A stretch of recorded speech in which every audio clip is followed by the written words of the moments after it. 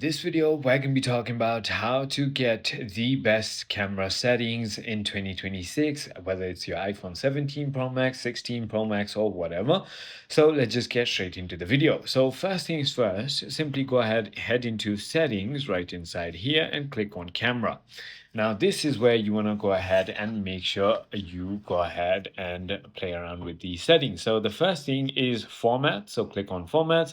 Make sure it is on high efficiency and not on most compatible, because when it is on high efficiency, what happens is the photos and the videos in high efficiency are in HEIF and HEVC format.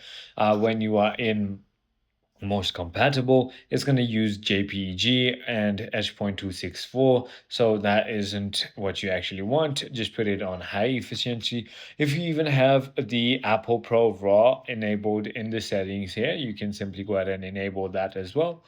Also, make sure that your resolution control is turned on down here, just so we can head into camera now.